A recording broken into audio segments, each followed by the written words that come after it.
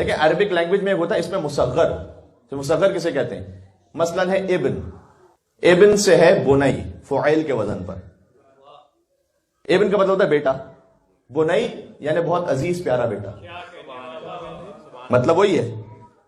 فلما بلغ معه السعي، ابراہیم علیہ السلام اپنے بیٹے فلما بلغ معه السعي، جب اسماعیل جوان ہو گئے باپ کا ہاتھ بٹانے لگے، قال یا بني انی ارى في المنام انی اذبحك فانظر ماذا ترى قال یا ابت افعل ما تؤمر ستجدنی ان شاء الله. ابھی مصائب کے تو آج دن نہیں، لیکن بنی الیہ یا بنی کربلا میں یعنی شفیق اولاد، بہت پیاری اولاد. بات واضح ہو رہی؟ فعیل کے وزن پر. اگر یہ اشیاء میں ہو تو کسی چھوٹی شے کو ظاہر کرتا ہے. دار ہے گھر، عربی زبان میں دار کہتے ہیں گھر کو، دویر چھوٹا گھر، اسی طرح کا ایک چھوٹا گھر. بحر کہتے ہیں سمندر، بحیر چھوٹا سمندر. یہ بحیرہ عرب جو کہتے ہیں نا اردو میں، یہ انڈین سب کانٹیننٹ کے ساتھ جو سمندر بحر، یہ بحیرہ ہے اصل میں عربی زبان کا لفظ جو بحیرہ ہو گیا ہے.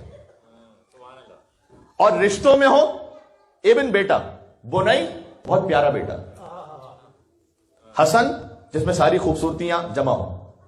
حسن سے فعیل کے وزن پر ہے حسین، یعنی بہت پیارا حسن.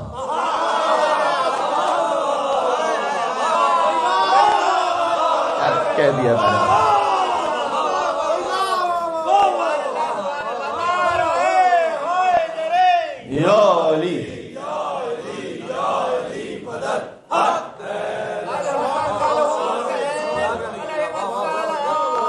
یہ تو مطلب نام کی بات کر رہا ہوں.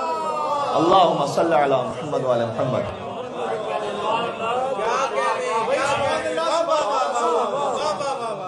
مجھے کہنے کی اجازت ہے کہ امام حسین علیہ السلام کا الگ سے نام ہی نہیں رکھا گیا. جب امام حسین کی ولادت ہوئی کہا یہ بہت پیارا حسن ہے.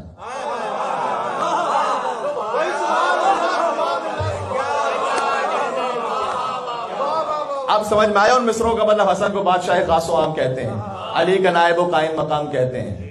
دلیل ایک ہی کافی ہے ان کی عظمت میں، انہیں حسین بھی اپنا،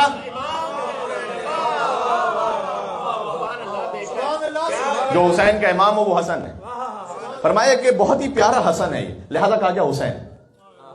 حسن بھی حجت حق ہے، یہ اعتماد رہے. اور حسین چھوٹے حسن ہے، یہ بات یاد رہے.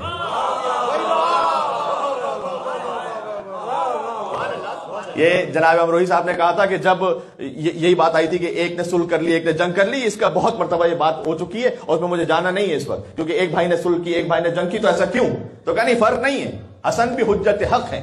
ایسا نہیں کہ حسن میں نعوذ باللہ شجاعت کی کوئی کمی ہے، وہ تو جمل میں نظر آ گیا تھا. اسی جمل کا بدلہ تھا کہ جو بہت سو کے دلوں میں تھا، اور حسن کے جنازے پر تیر باران کر کے اس بدلے کو لینے کی کوشش کی گئی تھی. تو حسن بھی حجت حق ہے، وہ کہتے ہیں حسن بھی حجت حق ہے، یہ اعتماد رہے. اور حسین چھوٹے حسن ہے.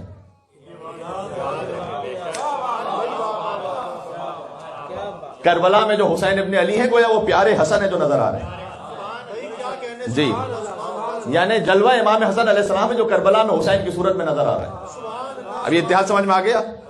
اللہ نے اسی اتحاد کے لے کر رب المشرقین و رب المغربین، وہ دو مشرقوں کا بھی رب ہے، دو مغربوں کا بھی رب ہے. اب قرآن کا ایک ظاہر ہے، ایک اس کا باطن ہے. قرآن کا جو ظاہر ہے وہ ہمیں ترجمے سے سمجھ میں آئے گا، قرآن کا جو باطن ہے جب تک کلام اہل بیت نہ ہو سمجھ نہیں سکتے. قرآن کے باطن میں یہ نہیں کہ میرے مزاج میں آ رہا ہے تو اچھا یہ باطن ہوگا، میرا موڈ یہ ہو رہا ہے تو آیت کا مطلب یہ ہوگا.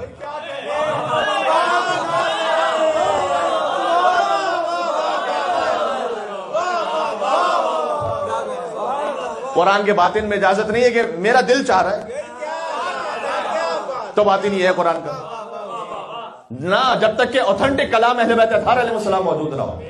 جا کے پوچھئے گا مولا سے کہ مولا یہ مشرقین اور مغربین کا باطن کیا ہے؟ وہ دو مشرقوں کا رب ہے، دو مغربوں کا رب ہے.